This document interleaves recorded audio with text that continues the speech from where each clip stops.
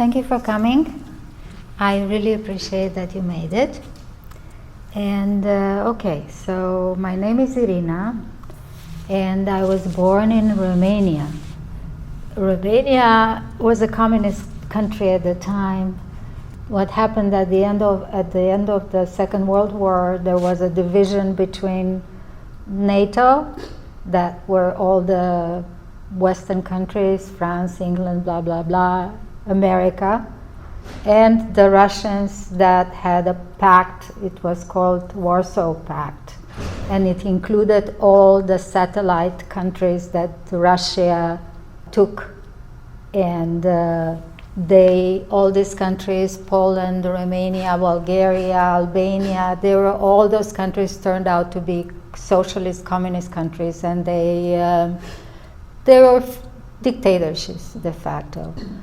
My mother was 12 or 14 or something like this during the war. When the war ended, and Romania that fought on the side of the Germans was conquered by the Russians, who were pushing the Germans back to Germany. And for my mother, because we are Jewish, the arrival of the Russians was amazing, because they saved our lives. We ended up, instead of ending up in a concentration camp, we were saved by the Russian.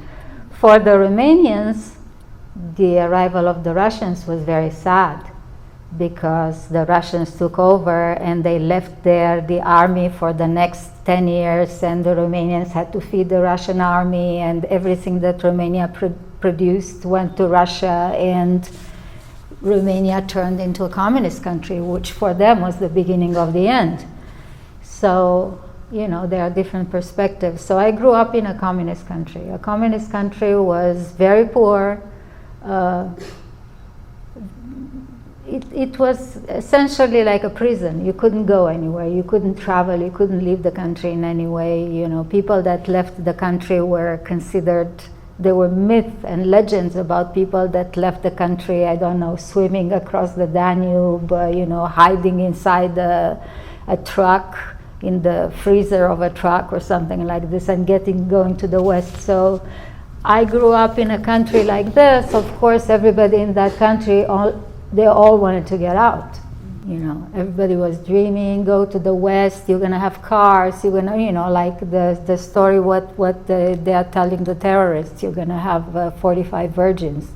The same thing they told us, or we believed. So because I was Jewish, I got to actually leave Romania when I was 17 with my family and to immigrate to Israel. It was very sad, because the Romanians took away our citizenship and gave us this kind of passports that were good for a few days. We couldn't take many things with us. We had to go, the things that we took, we had to go to the customs and put them all on a table, and they just looked at everything and they told us, this you can take, this you cannot take, da da da da da.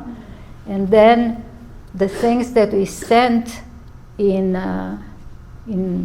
this containers, they stole, and they filled the containers with magazines.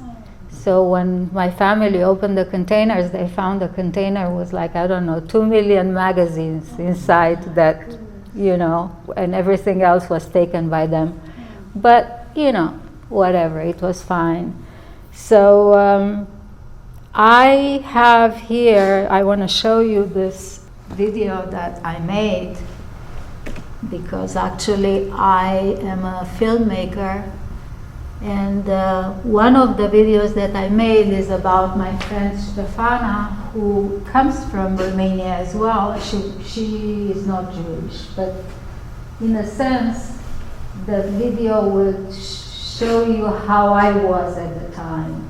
So Stefana is a violinist. She teaches children how to play violin, and she also plays in the Vancouver Symphony Orchestra and all kind of combinations with other people. Sometimes she plays on hawthorn with kids.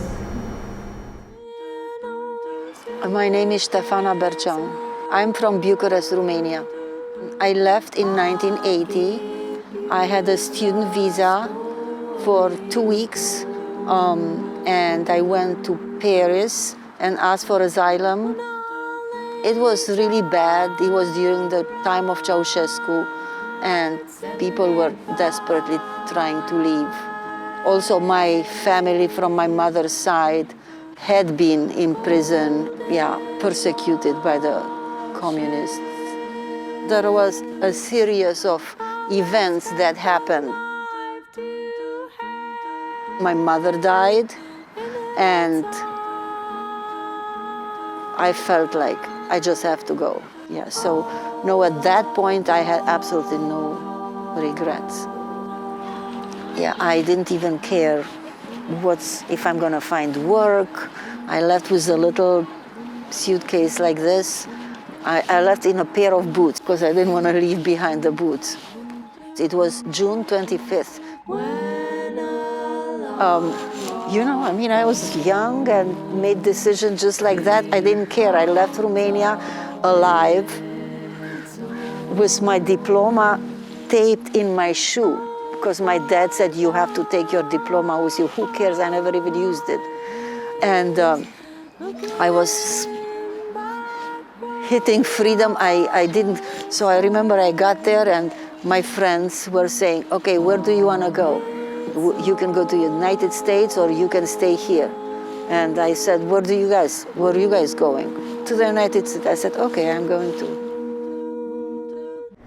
So this is how I felt when I got out of there. I said, I'm gonna go, no problem, wherever I'm gonna go, and it's gonna be fine, just get out of here. And she was a little older than me when she left. I was 17 when we left Romania. So I want to tell you about this project. So I'm a filmmaker, and one of the things that I know very well is immigration, because I'm an immigrant, and because I lived in a few countries in my life, and I know how it is to come to a new culture and not speak the language satisfactory to the people there, and not understand the cultural nuances, and having to begin something from zero. So at some point I said, okay, I'm going to make a project about immigrants, and I got a grant from the regional Arts and Culture Council of Oregon, and I made 8 pieces about immigrants. Each one of them comes from a different country. This is one of the pieces, is Stefana. And what I really wanted to talk about in these pieces was what happens to your identity when you leave your country and you go to another place. Who are you? Are you who you were there? Are you the new country? How do you deal with this? In a sense, your life is severed in two pieces. Things that you used in the old country don't function in the new country. Your memories from the old country, you have no one to talk to them about, because there are new people around you. So anyway, I wrote this text that I want to read to you that explains the project better than I can do it. We came with very few possessions. We left everything behind. Our life has been severed in 2 parts. We are split between what we left behind and the new identity in the new country where we are trying so hard to fit in. The people of the new country are our present witnesses. The people we left behind are witnesses of our past. They never populate the same reality, but inside us their presence is felt like water and oil. How can we describe our past? The way everything in it in its own place, and we are harmoniously part of it. There are no words to describe this, and the new language often fails us. That part of us prevents us from settling in, but it also hides inside us like a treasure. It nurtures and enriches us, makes us wise and sturdy.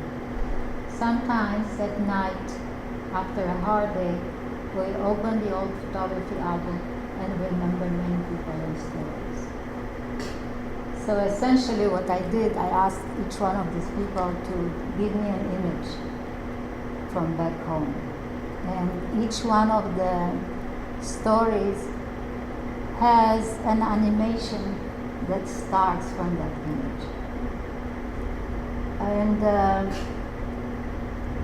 I thought about it because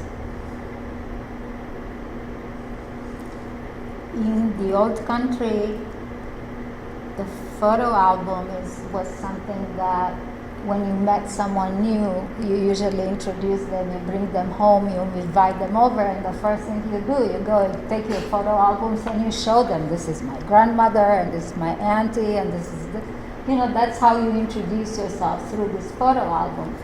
So that's why I asked them to bring an image that speaks to them, because of that.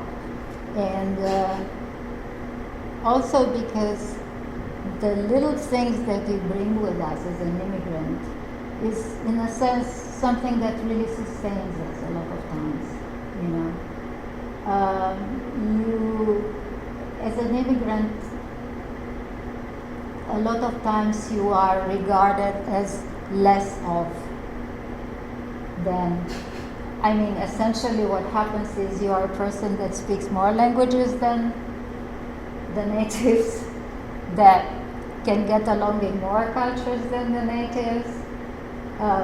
People that have money send their children to other countries to do scholarships, internships, whatever, just so that the children would learn another language and they would be able to function in another culture.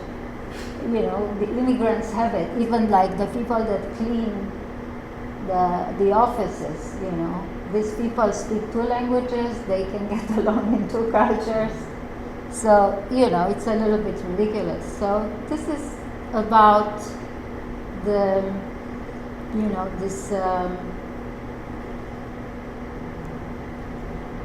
the project. This is what I wanted to talk about in the project. So I'm going to show you a next piece that is of a girl called Maya, and Maya is from Bogota, Colombia, and it speaks for itself. Yeah, I think a lot about if I would have stayed in Colombia during those same years that I was here in the United States, if I were the same person that I was during those years, or if I would be different.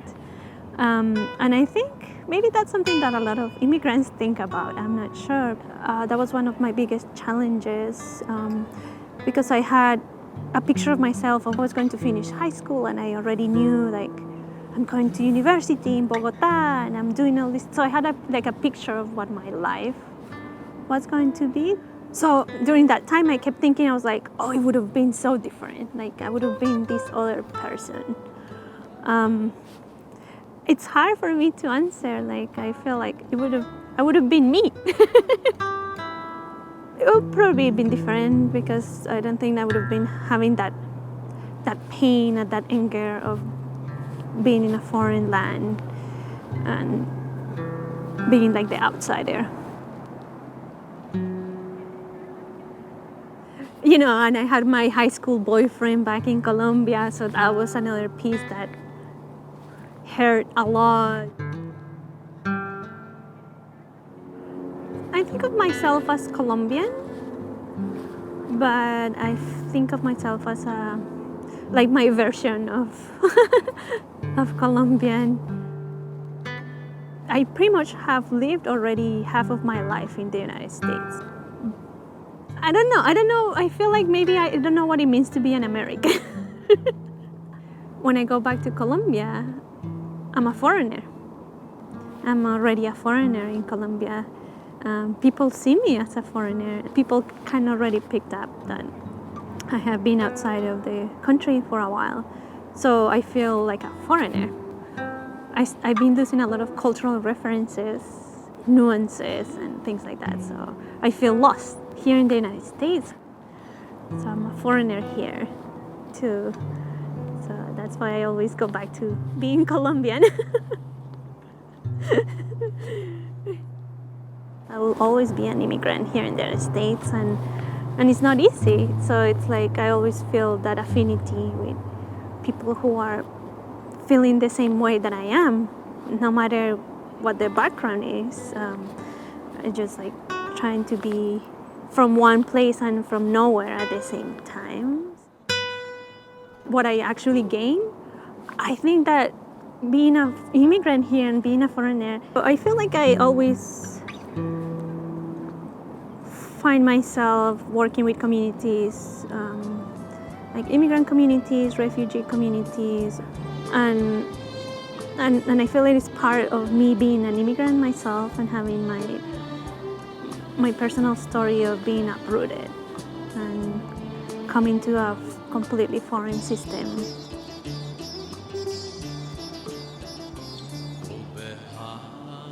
So being a foreigner here helps me be part of that community of foreigners. So why is everyone in a park? Which I haven't told you, but what I asked them to do is choose a park next to where they live. And why a park? Because first of all, I didn't want to intrude and go to their houses, because nobody wants you to videograph inside their house. They have to clean, or it's not good enough, or I didn't want them to feel bad. And second, because there are very few places that one can go without paying money in this country. Probably the parks are something like this, and that's a reason that a lot of times when you go to the park, you find a lot of poor people and a lot of immigrants, because these people cannot afford to go and buy buy a ticket for a movie theater, or they don't have the money, so they go to the park. Also, the park is a very peaceful experience where you can relax and you feel like who you are. So I did those interviews in parks, and I used the park to speak about what they were talking about. It was almost like an exercise that I put myself through. I said, all the B-roll is going to be the park, and I would come in a different day and shoot a lot of stuff in the park, and then I used it to cut it with the interview. So each one is a different park in Portland. Another thing that I was talking to you about is this animation. So I am going to show you one of the animations. Is the story of Alberto. And Alberto comes from Mexico. And he came here as a child. He was brought to this country by a coyote. And I will just let you see the animation that starts the piece and the story of Alberto.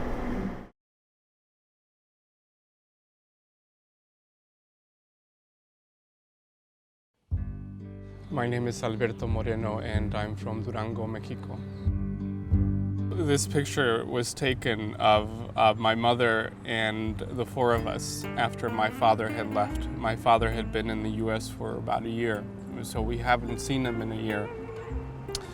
And we have no cameras in my village. We don't have a single picture of us together.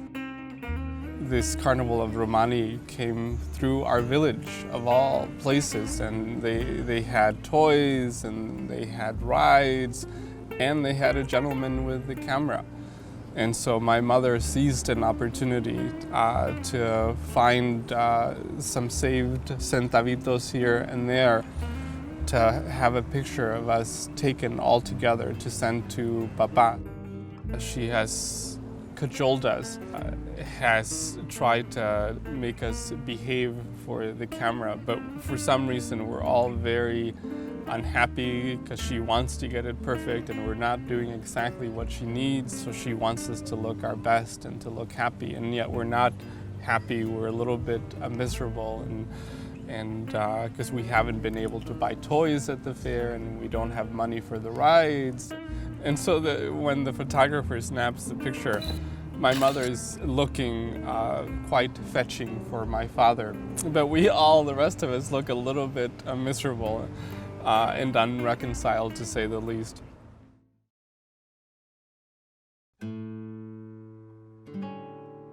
My father had emigrated first, and then a year and a half later he sent for my mother and two of the children. There were four of us.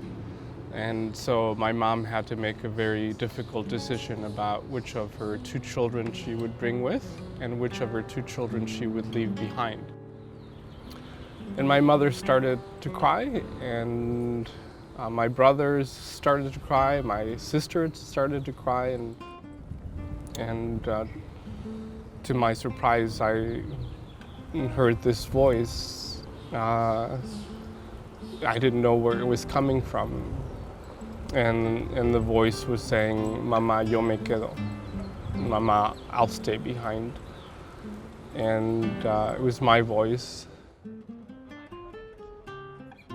We moved to my grandmother's village, and both my sister and I ended up staying there for another year.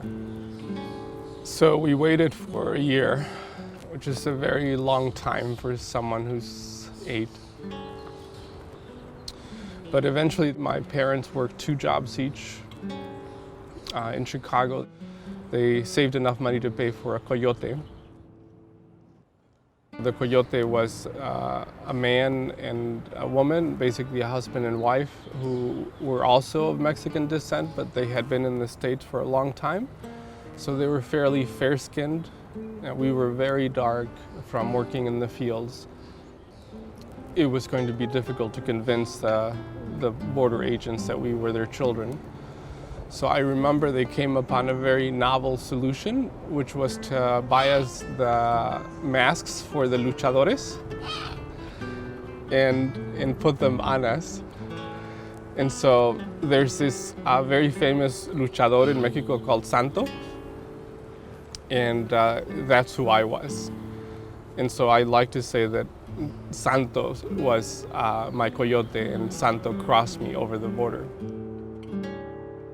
It was a new world to us, and we were very brown and very dark and spoke not a word of English.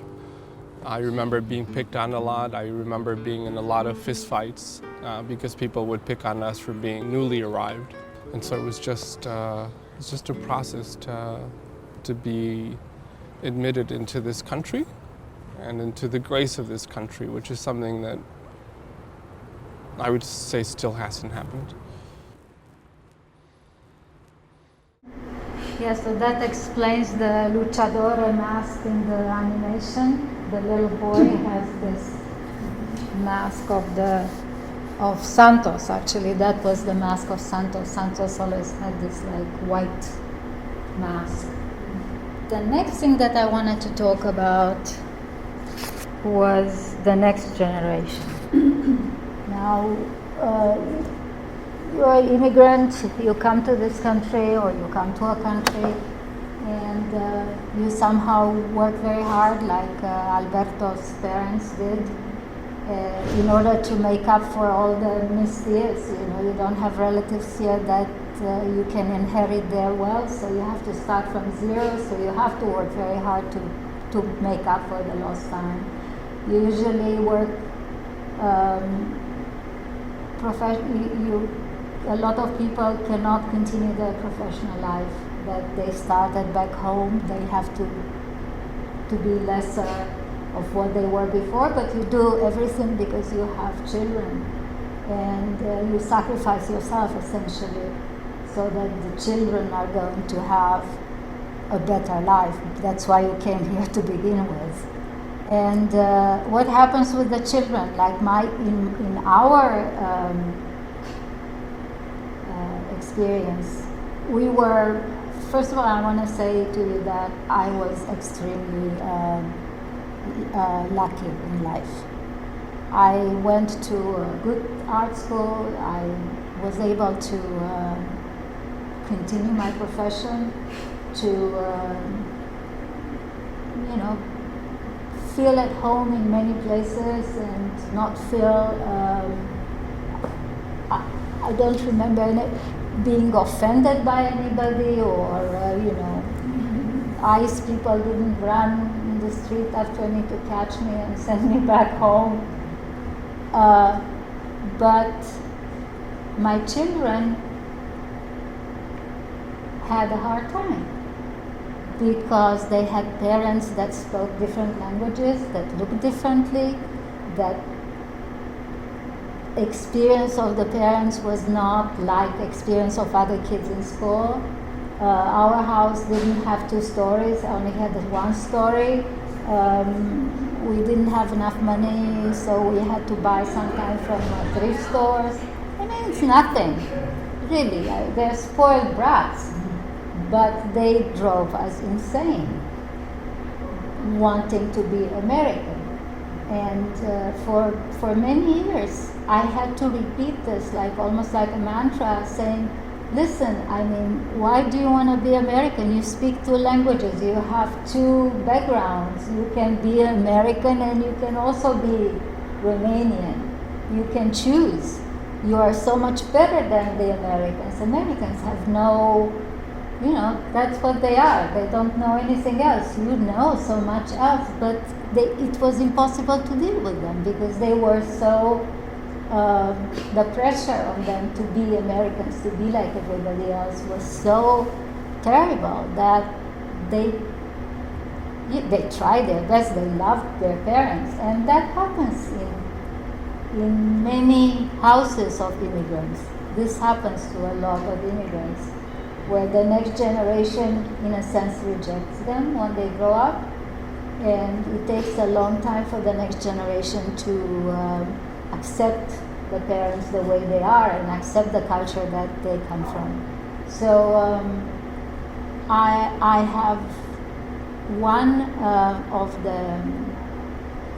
the little testimonies is of a girl that was actually born here after her parents arrived to this country. Her name is Salome, and her family is from Angola. So this is the last piece that I want to show you.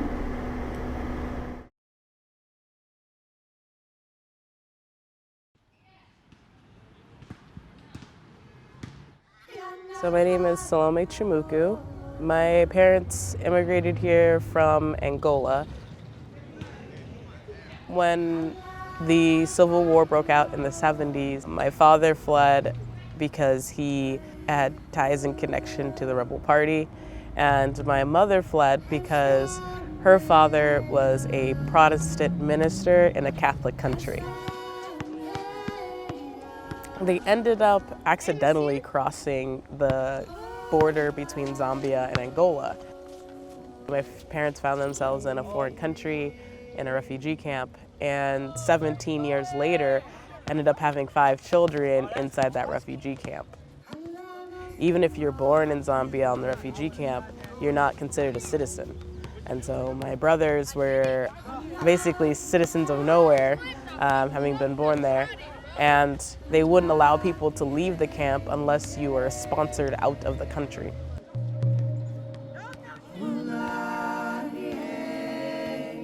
It was a pretty average refugee camp for African standards. People didn't have enough food, and so my dad did a whole like irrigation track and like really have like a community farm. And they try to do things like pool their money together to be able to buy cattle and like goats and chickens and livestock. My grandparents were the only doctors on the refugee camp, so a lot of people went to them when they had children or were sick and needed assistance, and so they kind of all just took care of each other and made it work. Because of that, I have relatives or people that I call cousins or aunts and uncles that are from different African countries than myself, who spent those 17 years with my parents in that refugee camp.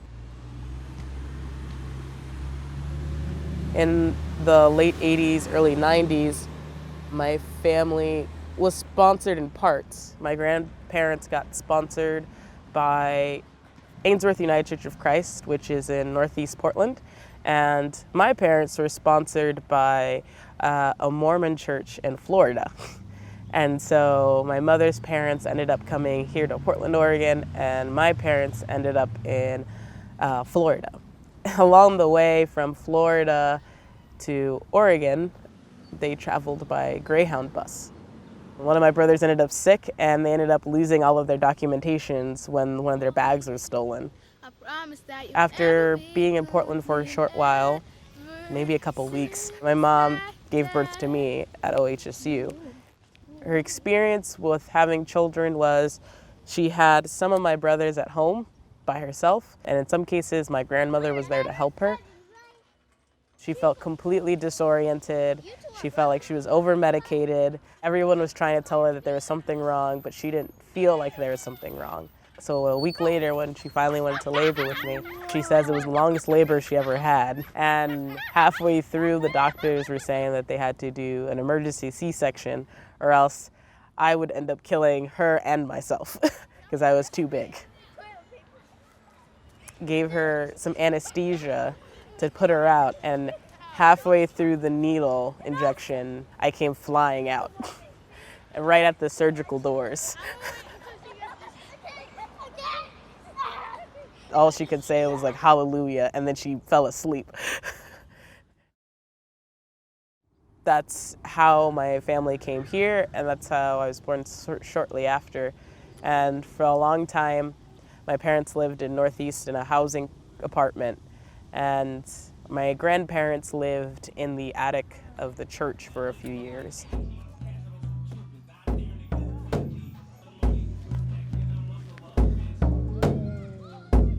It was just very apparent that it was very heavy about assimilation, and so when people gave us things, it was just very hard to take, honestly, for me at least as a kid, just because I didn't see my parents and my family the way that I think other people saw them.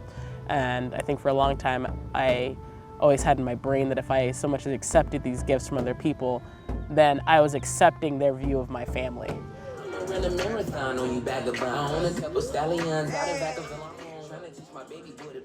I mean, I feel like when you give somebody something, you're giving somebody something and it automatically makes them vulnerable.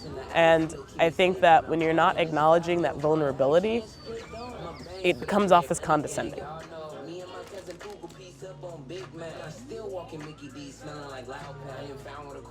So my parents oftentimes would try to save as much as they can to buy us birthday gifts and try to make us feel like we were ordinary children. And I grew up in this same neighborhood. It looks a lot different now because it's been remodeled, but this was all low-income housing that was subsidized, and so everyone in the neighborhood was poor. And I think that a lot of the parents were doing the same thing, especially the immigrant parents, was trying to make their children not feel like they were poor. And it worked for the most part. As I got older, I just thought everybody had parents that worked all the time and didn't really go on many vacations, and this was a way of life, and I thought everybody was immigrants or black until I started to go to school elsewhere, and I was like, where did all these white people come from? Like, where have they been all this time? And that hurt in terms of getting help, because in my childhood growing up, a lot of the people that helped were like these white families. And so at a young age, I was already starting to associate wealth with whiteness. It's interesting because being in the US and not having an accent, when people find out that my family's from another place or that I'm from another place, they often say like, oh, I thought you were just regular black. And I'm just like, I don't know what regular black is. Like, all of us came from, if you're black, you came from the same, we all came from the same spot. You didn't pick your black people from the moon. Like, they came from Africa. And it's just like, look, these other people can't tell us apart, and they're gonna treat us the same way because of the color of our skin. So whether you're Haitian, whether you're Angolan, whether you're African American, whether you're European black, they're gonna look at us to see black, and they're gonna treat us however they wanna treat black people, regardless of our income level, regardless of what country we're from. They just see black, and they're gonna treat us the same. So we might as well treat each other the same and try to figure out, you know, what we want to change in our lives.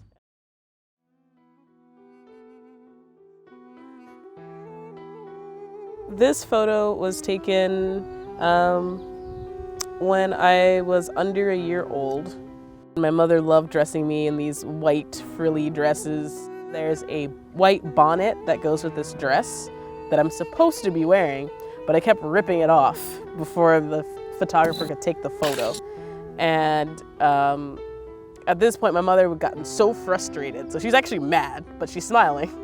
And that's what made my brother Peter start laughing really hard. And he was trying to like not do the open mouth laugh.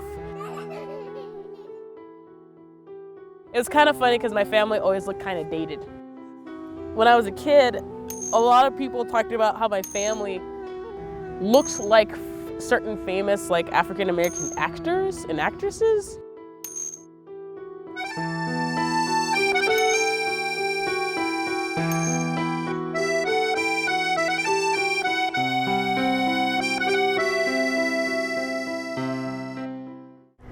Yeah, so I don't know. That's about what I had to. Thank you. Thank you.